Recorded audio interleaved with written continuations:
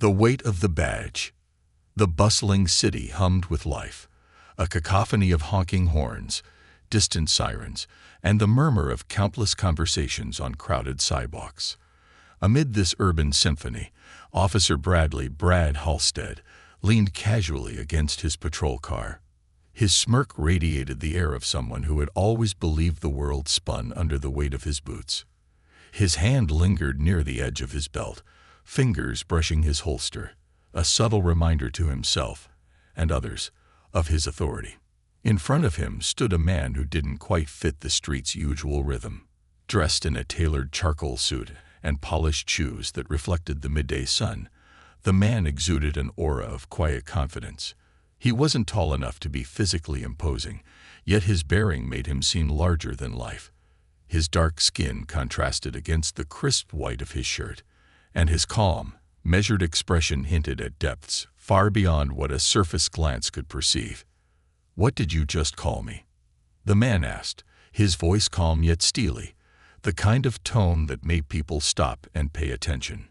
"I said you're a monkey," Brad sneered, his grin widening as he crossed his arms. His words cut through the ambient city noise like the crack of a whip, drawing stares from passersby. Some gawked in shock. Others quickly averted their gazes, pretending not to notice. A few, however, lingered, their curiosity piqued by the unfolding drama. The man remained still, unflinching, his gaze locked on Brad's.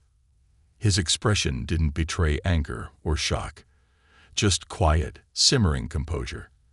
A moment of silence stretched between them, thick with tension. Then, taking a single deliberate step forward, the man asked, "Do you have any idea who I am?" Brad chuckled, a sharp grating sound. "Should I? You some kind of lawyer. Think your fancy suit scares me." The man tilted his head slightly, a faint smile playing on his lips, though it didn't reach his eyes. His calm demeanor only seemed to aggravate Brad, whose fingers drummed impatiently on the side of his holster. Before the man could answer, another voice pierced the air. "Brad." A younger officer rushed forward, his face pale and nervous. His badge gleamed in the sunlight, a stark contrast to his jittery posture. "What?" Brad barked without looking at his colleague. "Rookie, if you're not here to handle the scene, stay out of it." "Maybe you should." The rookie hesitated, clearly torn. "I mean, it's just." "I said shut it." Brad snapped, his bravado booming over the smaller officer's timid protest. Turning back to the man in the suit, he leaned closer, practically daring him to retaliate. "Go on, say whatever you're gonna say. Then get out of my face." The man took another step forward, closing the distance between them until the air seemed to sizzle with the unspoken challenge. "You really don't know who I am, do you?" he said softly. Brad's grin faltered, just for a second, before he covered it up with a scoff. "I don't care who you are. Now move along before you make this worse for yourself." The man's faint smile widened, just a touch. "You'll find out soon enough." Without another word, he turned and walked away, his measured stride exuding a sense of control that only deepened the crowd's intrigue. Brad stood frozen, his confidence momentarily shaken. The rookie glanced nervously at him, then at the dispersing crowd. "Brad," he said cautiously, "I think we should." "Shut it, Jacobs," Brad snapped. But his voice lacked its usual bite. Something about the man's composure, the subtle threat in his parting words, left Brad uneasy. Meanwhile, the man in the suit, Daniel Carter, turned the corner, pulling out his phone as he walked. He tapped a few buttons and brought the device to his ear. After a brief pause, a voice answered on the other end, professional and upbeat. "Chief Carter, how's the first day going?" Daniel glanced back toward the scene he'd just left, his expression unreadable. "It's going," he said dryly. "I need you to do something for me." "Of course, Chief. What's up?" "Pull the personnel file for Officer Bradley Halstead. Complaints, incident reports, anything that's been swept under the rug. I want to know exactly who I'm dealing with." There was a brief pause on the other end of the line. "Understood," I'll get right on it. Thanks, Daniel said, his tone softening slightly. He hung up, slipping the phone back into his pocket as he continued down the street. His steps were steady, but his mind raced. The morning's events had already shown him the magnitude of the challenge ahead, but this encounter confirmed it. His tenure as the city's first black chief of police was going to be anything but smooth. As he walked, he couldn't help but think of his late father, who had always warned him that leadership meant confronting adversity head-on. "Don't fight fire with fire, son," his father had once said. "Fight it with discipline, with focus, and with the strength of knowing you're on the right side of history." Daniel paused for a moment, looking up at the towering skyline above. He let out a slow breath, squared his shoulders, and resumed his stride. If Brad Halstead wanted a fight, Daniel Carter would be ready. Echoes of the past.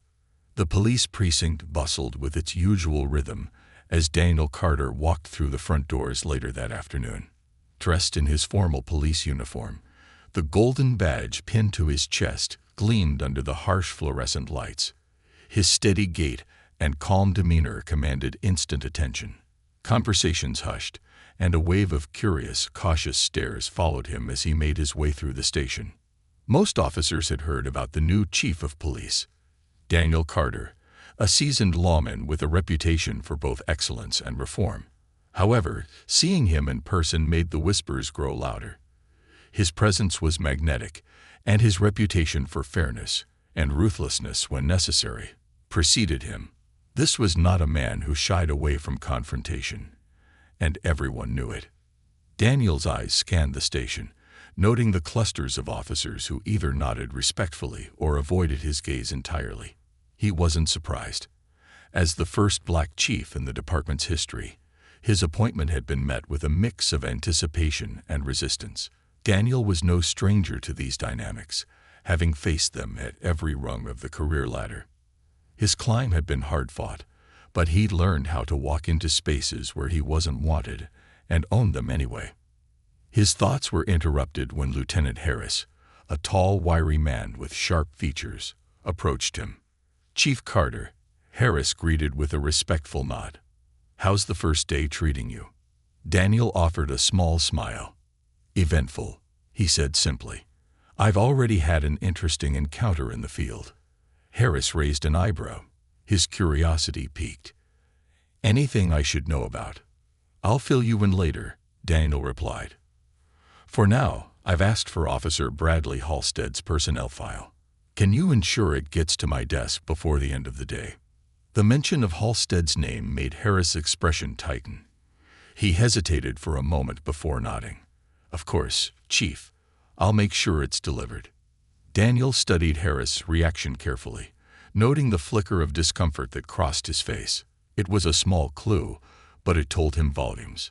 "Anything I should know about Halstead?" he asked. Harris hesitated again, choosing his words carefully. "He's been with the department for a while. Knows the ropes, but he's got a reputation for being, difficult." "Difficult," Daniel repeated, his tone neutral. He didn't press further, but his piercing gaze made it clear that he'd be exploring the details on his own. Harris cleared his throat. "If there's anything else you need, Chief, let me know." "I will," Daniel said. With that, Harris excused himself, leaving Daniel to continue his walk through the station. As he approached his office, Daniel's mind wandered back to his earlier encounter with Halstead. The arrogance, the disdain, the slur. It wasn't just an isolated incident. It was a symptom of a deeper issue within the department, one he had vowed to confront head-on. This wasn't just about one officer's behavior. It was about the culture that allowed it to thrive.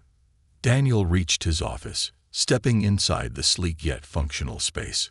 The walls were adorned with commendations and photos from his years in law enforcement, a testament to his decades of service. But the centerpiece of the room was a simple wooden plaque that read, "Leadership is not about power. It's about purpose." Sitting at his desk, Daniel opened his laptop and began typing notes from the day's events. He documented everything. The encounter with Halstead, the rookie officer's unease, the subtle tension in the air when he'd entered the precinct. Documentation was one of his most valuable tools, a lesson he'd learned early in his career. A paper trail was a weapon against injustice, both in the field and within the institution. A soft knock at the door interrupted his thoughts. "Come in," Daniel said. The door opened to reveal a young officer clutching a thick manila folder. "Chief Carter," the officer said, his voice tinged with nerves. "Here's the file you requested." "Thank you," Daniel said, taking the folder and setting it on his desk. The officer nodded quickly and exited, leaving Daniel alone with the file. Opening it, Daniel began to sift through the contents. What he found didn't surprise him, but it still made his jaw tighten. Complaints of excessive force, allegations of unprofessional conduct, and several accusations of discriminatory behavior, all logged over a decade of service. Each incident had been documented, investigated, and ultimately dismissed. The pattern was clear. Halstead had been protected by a system that turned a blind eye to his actions. Daniel leaned back in his chair, his mind racing. He thought of the young rookie, Jacobs, who had seemed so uncomfortable during the earlier encounter. Jacobs was new, still finding his footing in the department. If Halstead's behavior went unchecked, how many rookies like Jacobs would learn the wrong lessons about what it meant to wear the badge? The intercom buzzed, pulling Daniel from his thoughts. "Chief Carter, Lieutenant Harris here. Do you have a moment?" "Come in," Daniel said. Harris entered, his expression carefully composed. "Chief, I thought you should know. There's been some chatter around the station. Word about your encounter with Halstead is spreading." "Let it spread," Daniel said evenly. "Transparency keeps everyone honest." Harris hesitated. "With all due respect, Chief, Halstead has friends in high places. He's not untouchable, but he's, well, connected." Daniel's expression didn't waver. "Good. That means when we address his behavior, it'll send a stronger message." Harris nodded, though he still seemed uneasy. "I'll support whatever action you decide to take, Chief." "Thank you, Lieutenant." "That's all for now," Daniel said, dismissing him with a nod. As Harris left, Daniel closed the file and stared at the plaque on his desk. "Leadership is not about power. It's about purpose." The words resonated deeply, reminding him of the responsibility he carried, not just to the officers under his command, but to the community they served. Outside the station, the city continued its rhythm, unaware of the quiet storm brewing within its walls. Daniel knew the road ahead would be fraught with resistance, but he was ready. This was his moment to redefine what leadership looked like in a department that had long resisted change. He stood, straightened his uniform, and stepped out of his office. The first battle had begun, and Daniel Carter was prepared to fight, not with anger, but with unwavering resolve. The rift widens. The early evening air in the precinct was heavy, filled with a mixture of anticipation and unease. Conversations were subdued, and officers moved with an uncharacteristic caution, avoiding eye contact with Daniel Carter as he made his way through the halls. His presence, calm yet commanding, was beginning to ripple through the department like a quiet storm. No one quite knew how to navigate the space he had carved out, but one thing was certain: this was not a chief who would let things slide. At the same time, in a cramped locker room on the far side of the station, Brad Halstead sat slouched on a bench, his expression dark. He was still fuming from the earlier interaction with Daniel. The sting of humiliation lingered, not because he'd been reprimanded in front of others, that had happened before, but because he hadn't seen it coming. That suited man, the one he'd dismissed with a slur, turned out to be the chief of police. "Damn it," Brad muttered under his breath, slamming his fist against the metal locker. His knuckles turned white as he clenched them, his frustration threatening to boil over. Nearby, Officer Jacobs shuffled awkwardly as he changed out of his uniform.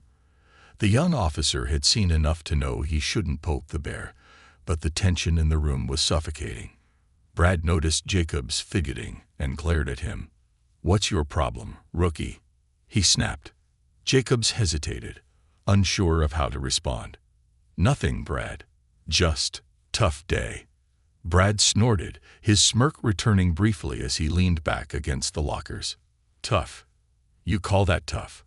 Try dealing with some real heat, kid. Today was nothing. Jacobs glanced at him, his brow furrowed.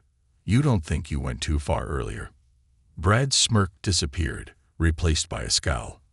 What the hell are you talking about? The chief, Jacobs said hesitantly. What you said to him. It wasn't right, Brad. You know that. For a moment, silence filled the room. Then Brad stood, his broad frame towering over Jacobs. Listen to me, rookie, he said, his voice low and threatening. You don't know how this department works.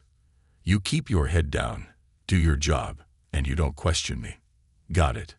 Jacobs nodded quickly, though his discomfort was evident. Got it.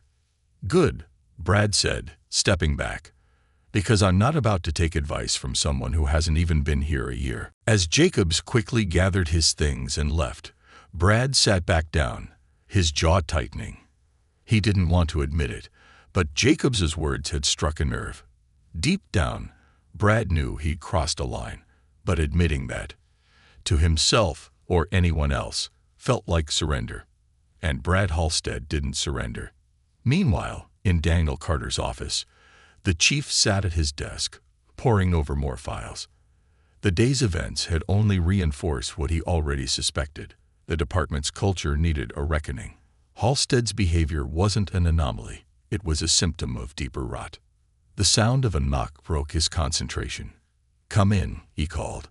The door opened to reveal Captain Elise Monroe, one of the few senior officers who had greeted him warmly on his first day. Elise was in her mid-40s, with sharp hazel eyes and a reputation for fairness. She carried a thick binder in her arms, which she placed on Daniel's desk. Chief, she began, I thought you might want to see this. Daniel gestured for her to sit. What is it? Incident reports, Elise said, her tone grave. Not just on Halstead, but on patterns across the precinct. I've been compiling these for months, trying to build a case for reform.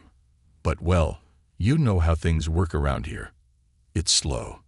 Daniel flipped through the binder, his sharp eyes scanning the pages. What he saw confirmed his worst fears. Repeated complaints of excessive force, racial profiling, and unprofessional conduct. Many of the reports ended with the same phrase. No further action taken. This is extensive, Daniel said, his voice heavy with both appreciation and dismay. You've been working on this alone. Elise nodded. Quietly. A few officers have supported me, but most are afraid of the backlash. Halstead and officers like him. They've built a network. They protect each other. Daniel closed the binder, his expression unreadable. Not anymore. Elise leaned forward, her voice dropping slightly. You're going to have enemies, Chief. Halstead isn't just a problem officer. He's a symptom of a culture that's resisted accountability for years. Some people won't take kindly to the changes you're trying to make. Daniel met her gaze, his eyes steady. I didn't take this job to make friends, Captain. I took it to make a difference. Elise nodded, a faint smile playing on her lips. I believe that. Just know, if you need an ally, I'm here. Thank you, Daniel said sincerely. I'll need all the allies I can get. As Elise left, Daniel leaned back in his chair, the binder still in front of him.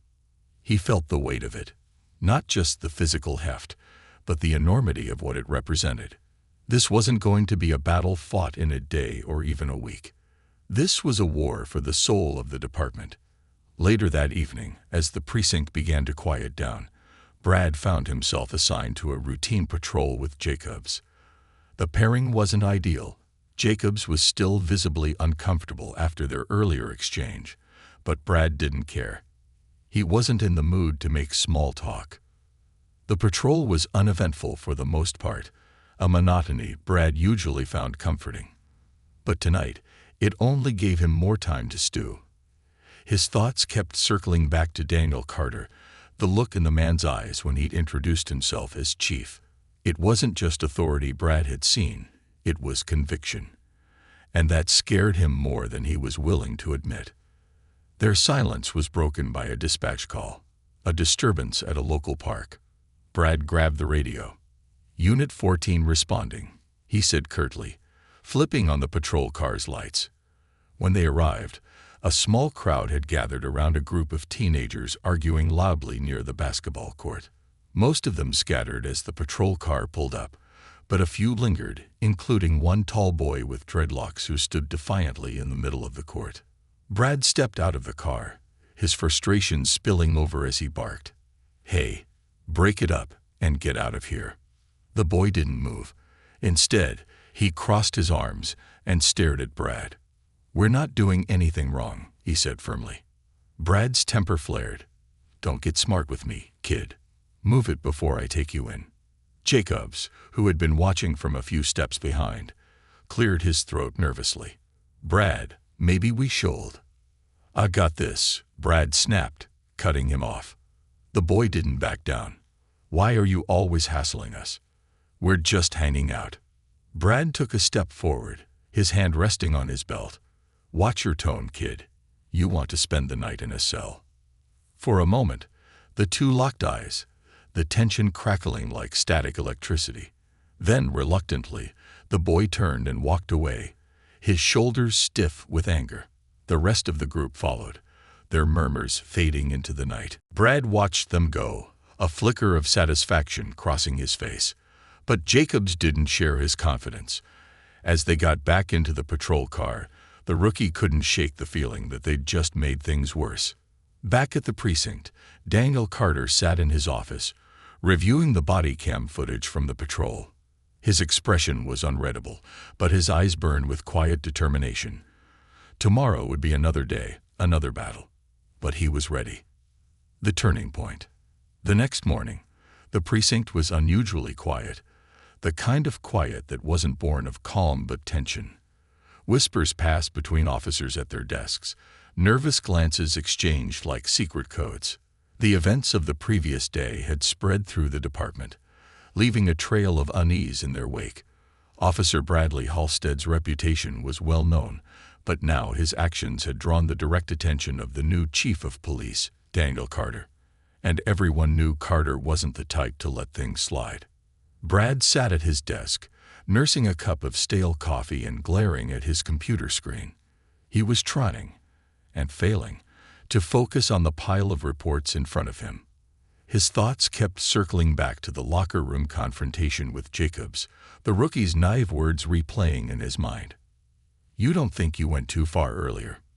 The question gnawed at him, not because he believed he'd done anything wrong, but because Jacobs had dared to ask. It was the first crack in the facade of authority Brad had spent years building. And then there was Carter, the calm, composed man in the suit who had dismantled Brad's bravado with nothing more than a name and a badge. The sound of the intercom broke through his thoughts. "Officer Halstead, please report to Chief Carter's office." Brad's jaw tightened. The murmurs around him grew louder, officers sneaking glances in his direction. He slammed his coffee cup onto the desk, grabbed his badge, and made his way to the chief's office, each step heavier than the last. When Brad entered, Daniel was seated at his desk, flipping through a file. He didn't look up immediately, letting the silence stretch. It was a deliberate tactic, one that made Brad's discomfort grow with each passing second. "Take a seat, Officer Halstead," Daniel said finally, his tone calm but firm. Brad sat down, his posture stiff. He wanted to project confidence, but the tension in the room was suffocating. Daniel closed the file and leaned forward, resting his elbows on the desk. "Let's get straight to the point," he began. "Your behavior yesterday was unacceptable." Brad opened his mouth to respond, but Daniel held up a hand, silencing him. "I'm not interested in excuses or justifications. What I'm interested in is accountability." "Accountability," Brad scoffed, his bravado making a brief resurgence. "With all due respect, Chief, I've been on this force for over a decade. I've handled things my way, and it's worked." Daniel's gaze hardened.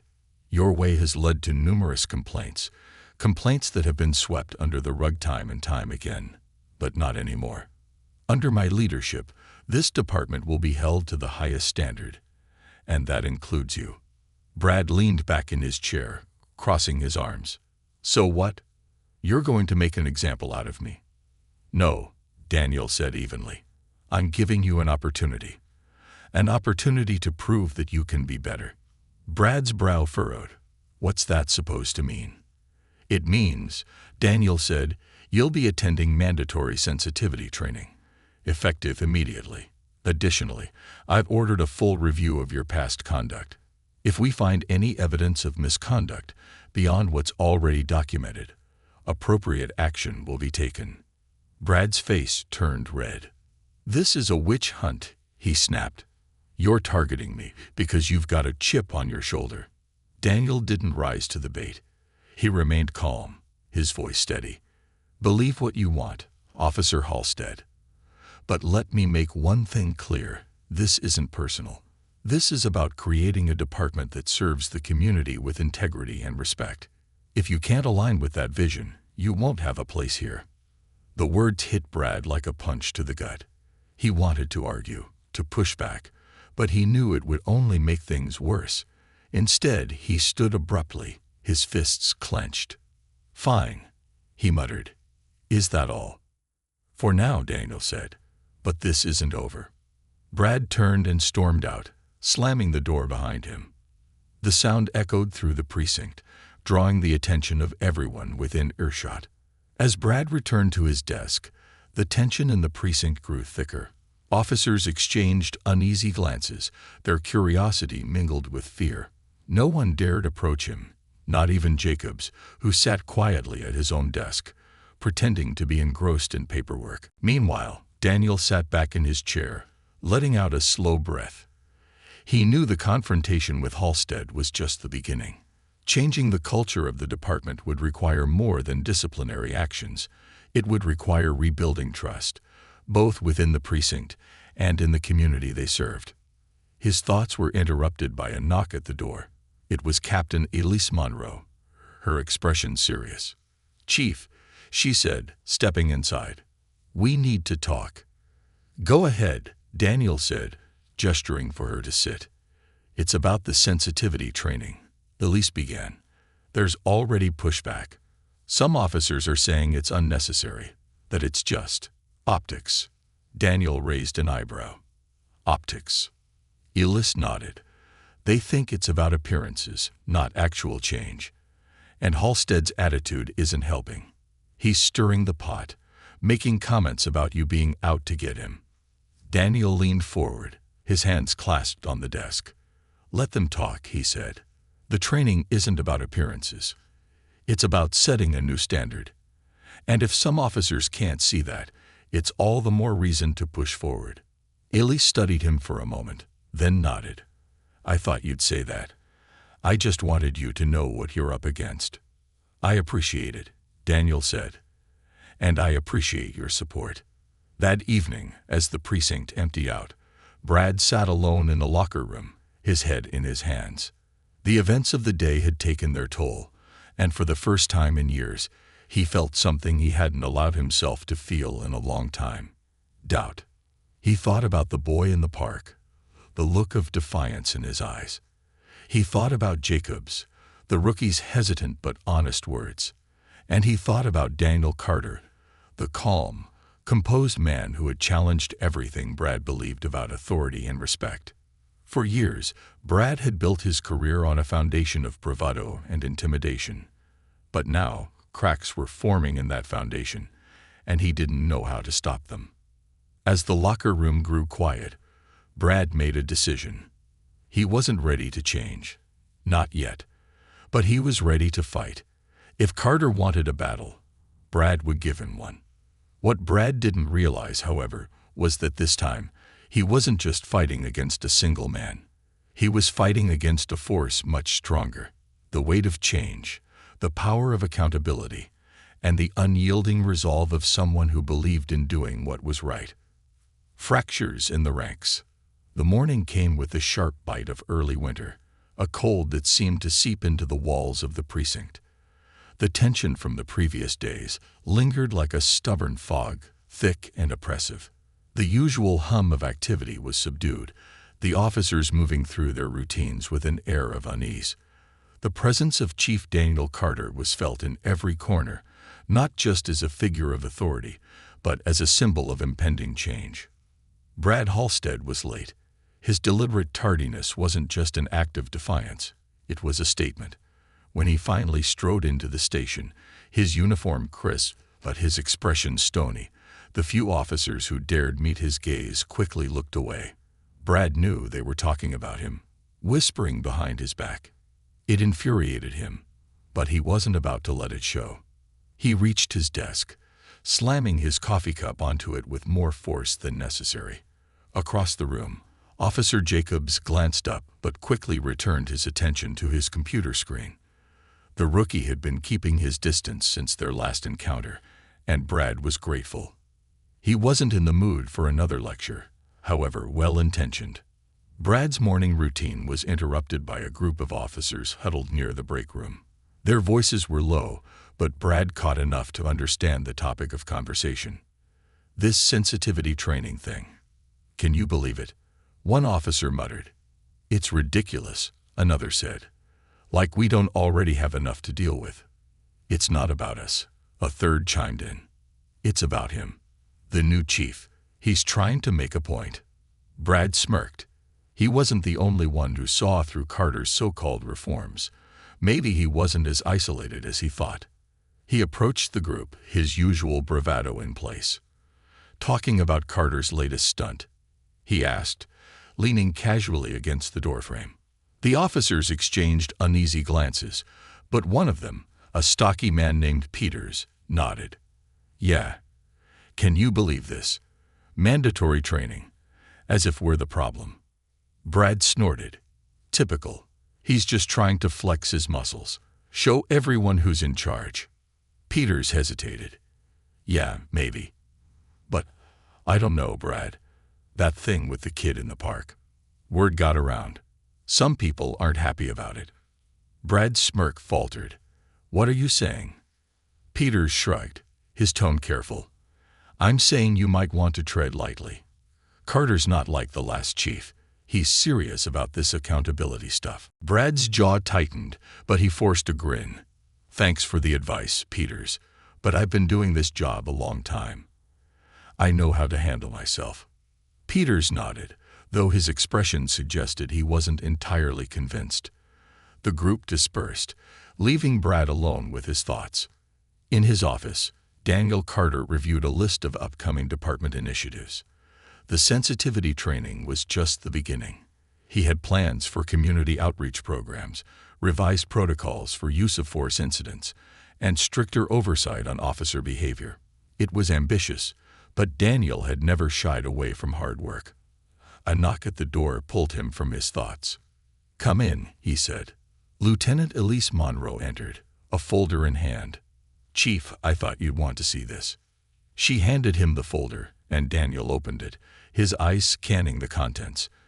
It was a report detailing a pattern of complaints against multiple officers, not just Halstead. Excessive force, unprofessional conduct, and allegations of bias painted a troubling picture. This is comprehensive, Daniel said, looking up at Elise. How long have you been working on this? A while, she admitted. But it's not just me. A few officers have been quietly collecting evidence. They're tired of the old ways, Chief. They want change. Daniel nodded, his respect for Elise deepening. This is exactly what I needed. Thank you.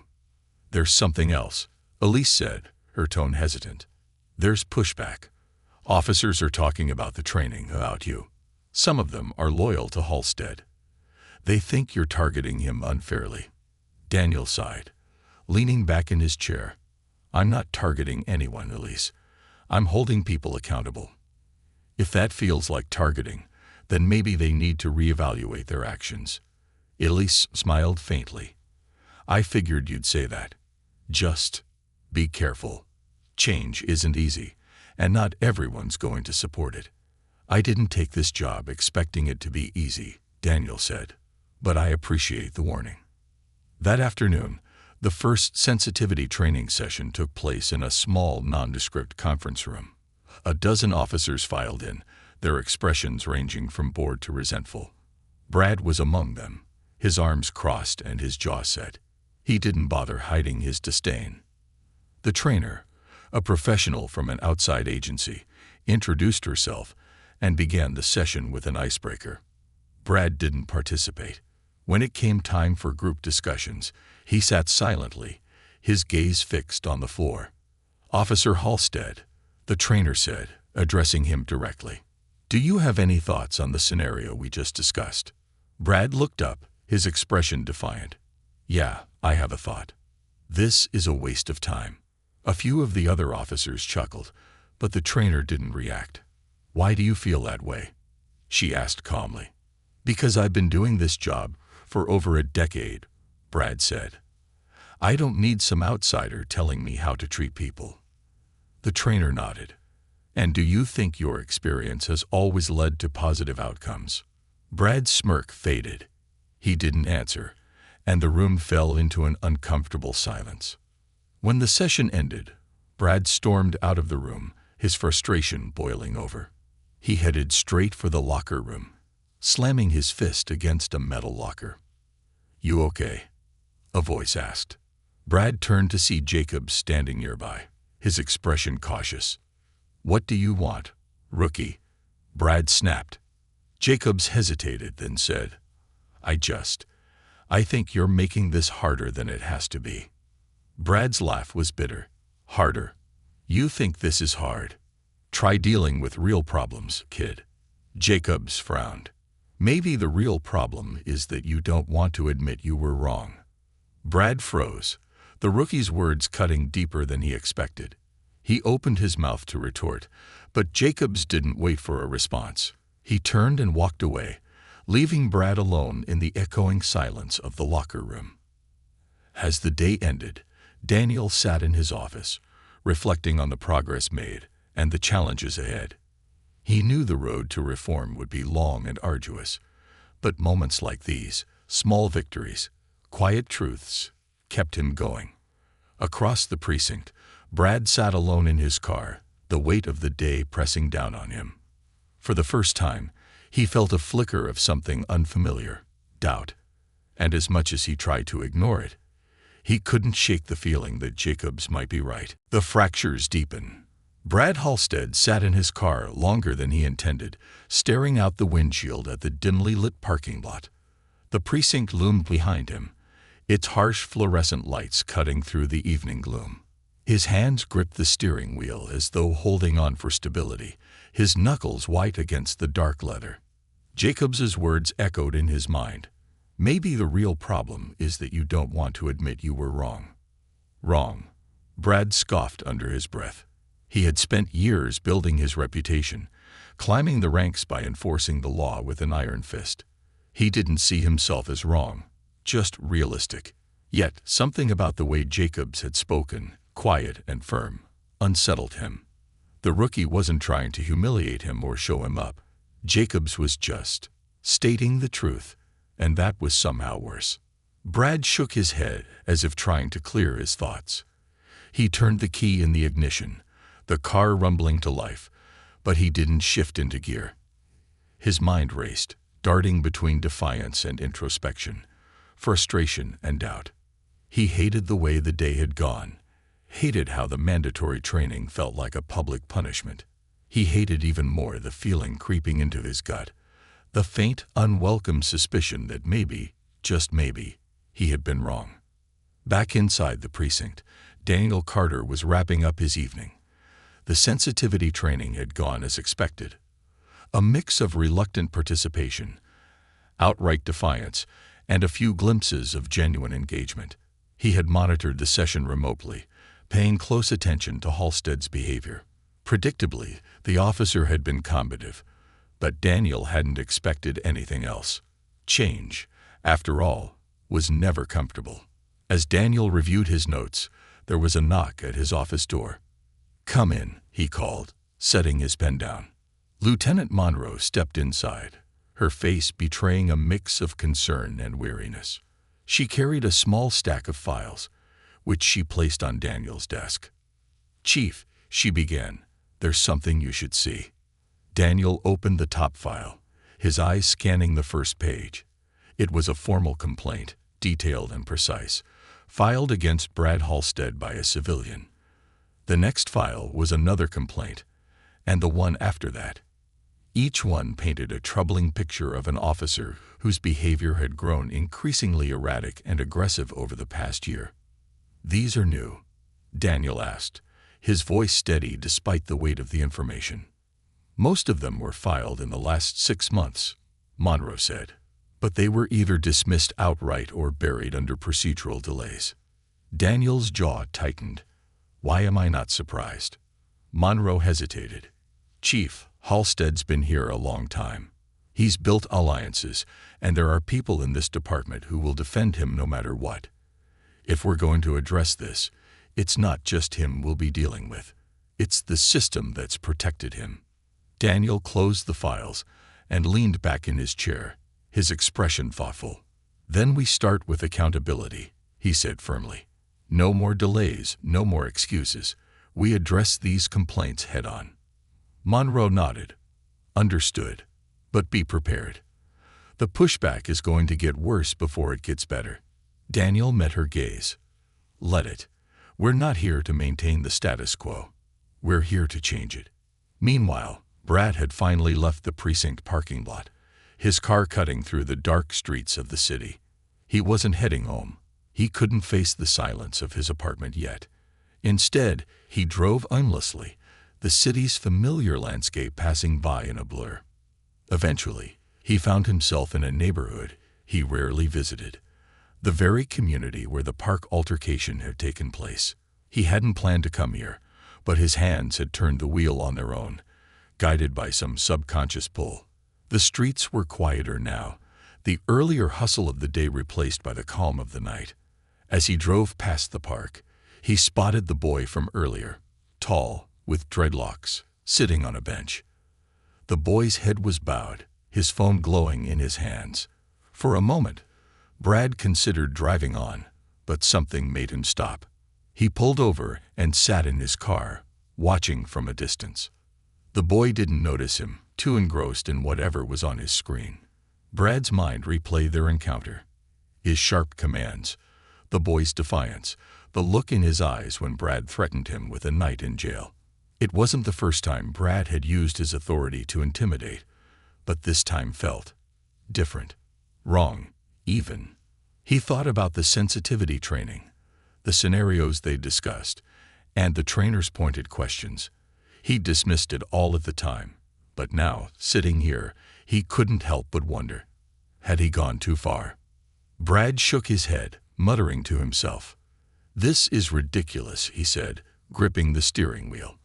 But the doubt lingered, refusing to be silenced. The next day at the precinct, the atmosphere was tense. Daniel had called for a meeting with several key officers, including Brad. The purpose of the meeting was clear: to address the growing concerns about department culture and to outline the next steps in the reform process. Brad arrived late, as usual, his posture radiating defiance.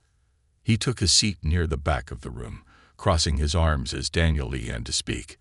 "This department has a responsibility to serve and protect all members of our community," Daniel said, his voice calm but commanding. "That means holding ourselves to the highest standard of conduct, both on and off duty. Today, we're going to discuss the steps we're taking to ensure accountability and rebuild trust." As Daniel spoke, Brad felt the eyes of his colleagues on him. He knew what they were thinking. He was the reason for this meeting, the symbol of everything Daniel wanted to change. It infuriated him, but beneath the anger was something else, a flicker of shame. When the meeting ended, Daniel approached Brad directly. "Officer Halstead," he said, his tone neutral. "A word." Brad stiffened but nodded. The two men stepped into Daniel's office, the door closing behind them. "I wanted to follow up on yesterday's session," Daniel said. "What did you think?" Brad hesitated, his usual confidence faltering. "I think it was unnecessary," he said finally. "I've been doing this job a long time. Chief, I don't need someone telling me how to treat people." Daniel studied him for a moment. "I'm not asking you to change who you are, Halstead. I'm asking you to think about how your actions affect others. This job isn't just about enforcing the law. It's about building trust, about serving the people who depend on us."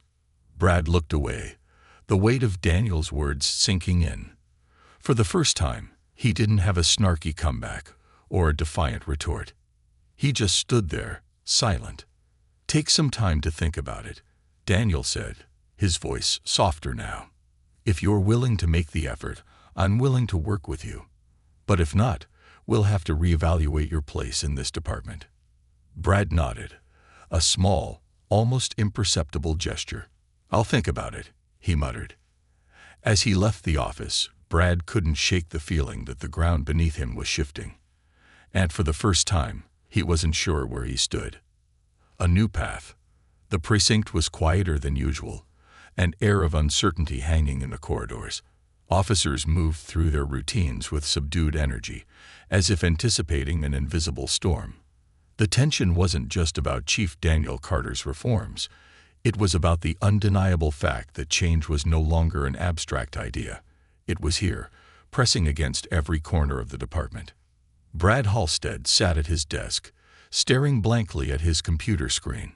His normally sharp focus was dulled, his thoughts a jumbled mess. He hadn't slept well the night before. Every time he closed his eyes, Jacobs's words and the chief's calm, unrelenting gaze haunted him. He wasn't used to questioning himself, but the events of the past week had forced him to confront things he'd buried for years. The truth was, he didn't like what he saw. In Daniel Carter's office, the chief sat reviewing the final drafts of a new set of department protocols. These policies weren't just about discipline. They were about creating a framework for trust and accountability, both within the department and in the community it served. Lieutenant Monroe stood nearby, her expression a mixture of admiration and concern.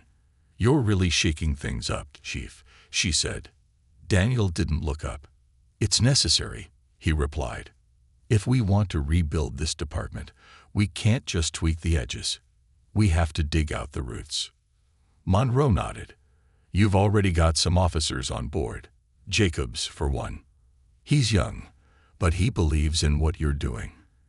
And there are others, like Peters, who are starting to come around." Daniel looked up, his expression thoughtful. "What about Halstead?" Monroe hesitated.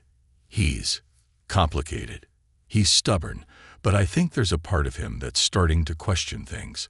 Whether he'll admit it or not is another matter." Daniel leaned back in his chair, steepling his fingers. "Keep an eye on him. He's at a crossroads, and how he handles it will set the tone for others." Monroe nodded. "Understood." Later that day, Brad found himself assigned to another patrol with Jacobs. It wasn't by choice. Daniel had insisted on pairing them together, citing the need for mentorship. Brad had scoffed at the idea, but he didn't have a choice. As they drove through the city, the silence between them was heavy. Jacobs fidgeted in the passenger seat, clearly uncomfortable but unwilling to break the tension. Finally, Brad spoke. "You think I'm a bad cop, don't you?" he asked, his voice low. Jacobs blinked, caught off guard. "I never said that." "You didn't have to," Brad said bitterly. "It's written all over your face." Jacobs hesitated, choosing his words carefully. "I don't think you're a bad cop, Brad. I think you've been doing things a certain way for so long, you've forgotten why you started doing this job in the first place." Brad tightened his grip on the steering wheel. "And what do you know about why I do this job? You've been here, what, 6 months?" Jacobs met his gaze steadily. "Long enough to see that you're better than the way you act sometimes." Brad's jaw tightened, but he didn't respond. Instead, he focused on the road, his mind swirling with thoughts he didn't want to confront. That evening, Brad returned to the neighborhood where the park incident had taken place. He wasn't sure why. Maybe he was looking for closure, or maybe he just wanted to understand. Whatever the reason, He parked his car and walked toward the basketball court, where a few teenagers were playing under the dim glow of the streetlights. The boy with dreadlocks was there, his movements fluid and confident as he dribbled the ball. Brad watched from a distance, his presence unnoticed until the game paused and the boy looked up, catching his gaze. For a moment, neither of them moved. Then the boy walked toward him, his expression wary but curious. "You here to hassle me again?" he asked, his tone sharp. Brad held up his hands. "No, I'm not here to hassle you." The boy crossed his arms, his posture defensive. "Then what do you want?" Brad hesitated. He wasn't sure how to say what he needed to say.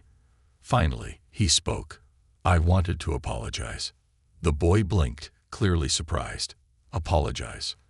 "For the way I treated you," Brad said, his voice steady but quiet. "It wasn't right. I crossed a line." The boy studied him, his expression unreadable. "Why now?" Brad sighed. "Because I'm starting to realize that I've been doing things wrong. For a long time." The boy didn't say anything for a moment, then nodded slowly. Okay. Brad asked, surprised. "Yeah," the boy said. "I mean, it doesn't change what happened, but it's a start." Brad nodded, a faint smile tugging at the corners of his mouth. "Thanks." The boy shrugged. "Just don't do it again." "I won't," Brad said, and for the first time in a long time, he meant it. The next day, Brad walked into the precinct with a different energy. He didn't know exactly what had changed, but he felt lighter, more focused. When he saw Daniel in the hallway, he stopped. "Chief," he said, his voice steady. Daniel turned, his expression neutral. "Halstead." "I wanted to say, I've been thinking about what you said," Brad began. "About accountability. And you're right." Daniel raised an eyebrow. "What brought this on?" Brad hesitated, then said, "Let's just say I had a conversation that made me realize I've got a lot to learn." Daniel studied him for a moment, then nodded. "That's a good first step. Now let's see what you do with it." Brad nodded. "You will." As he walked away, Brad felt a sense of clarity he hadn't felt in years. He didn't know what the future held, but for the first time, he was ready to embrace it, on the right side of change. Closing the chapter. The precinct's atmosphere was charged with cautious optimism in the days that followed. The undercurrent of resistance to Chief Daniel Carter's reforms still lingered, but there was a shift, subtle yet undeniable. Officers were beginning to ask questions, to engage in conversations that had long been avoided. The changes Daniel had set in motion were taking root, and while the process was far from over, progress was being made. Brad Halstead was no exception. After his apology to the boy at the park, something in him had shifted. It wasn't just guilt, it was a growing awareness of how his actions, his choices, had shaped the lives of those around him, both in the community and within the department. For the first time in years, Brad allowed himself to reflect, not with defensiveness but with honesty. A test of growth. It was a quiet Friday evening when Brad and Jacobs were dispatched to a disturbance at a local community center. A heated argument had broken out between two groups, and tensions were high. By the time they arrived, a small crowd had gathered, watching the escalating conflict with apprehension. Brad stepped out of the patrol car, his usual authoritative demeanor tempered by something softer. Jacobs followed closely, his nerves evident but his resolve strong. "Let's de-escalate this," Brad said, glancing at his partner. Jacobs nodded, surprised but reassured by Brad's tone. As they approached the groups, Brad raised his hands in a calming gesture. Hey, he called out, his voice firm but not aggressive. "What's going on here?" A woman from one group stepped forward, her face flushed with frustration. "They're hogging the court," she said, pointing at the opposing group. "Our kids were supposed to play here tonight. It's not our fault." A man from the other group shot back. "No one told us about a reservation." The argument threatened to erupt again, but Brad stepped between them. "All right, let's all take a deep breath," he said, his voice steady. "This doesn't need to turn into a bigger issue. Let's figure out a solution." The crowd murmured, and Brad turned to Jacobs. "See if the center has another open space for them," he said. Jacobs nodded and jogged inside. In the meantime, Brad kept the groups talking, his calm demeanor helping to diffuse the tension. By the time Jacobs returned with news of an available room, the situation had cooled considerably. As the groups dispersed, several people thanked Brad and Jacobs for their help. Brad nodded, feeling a sense of accomplishment that had nothing to do with authority and everything to do with connection. The final conversation. The next morning, Brad knocked on the door to Chief Carter's office. Daniel looked up from his desk, his expression neutral but curious. "Halstead," he said. "Come in." Brad stepped inside, closing the door behind him. He stood for a moment, gathering his thoughts, before speaking. "I wanted to thank you, Chief." Daniel raised an eyebrow. "For what?" "For not giving up on me," Brad said simply. "You could have written me off, but you didn't. And well, it's made me think about a lot of things." Daniel leaned back in his chair, his gaze steady. "And what have you decided?" Brad hesitated, then said, "I've decided that I need to change. Not just for this department, but for myself. I want to do better." Daniel nodded, a faint smile crossing his lips. "That's good to hear, Halstead. Change isn't easy, but it's worth it. For you, for the people you serve, and for the department as a whole." Brad extended a hand. "Thank you, Chief, for everything." Daniel stood and shook his hand. "Thank you for stepping up. Now let's get to work." A new chapter. Over the weeks that followed, Brad threw himself into the reforms with a determination that surprised even him. He attended the sensitivity training sessions, not just as an obligation, but as an opportunity to learn. He reached out to colleagues, mending relationships and building new ones. Most importantly, he began engaging with the community in ways he never had before, listening, understanding, and earning trust. Jacobs, who had once been intimidated by Brad's presence, now looked up to him as a mentor.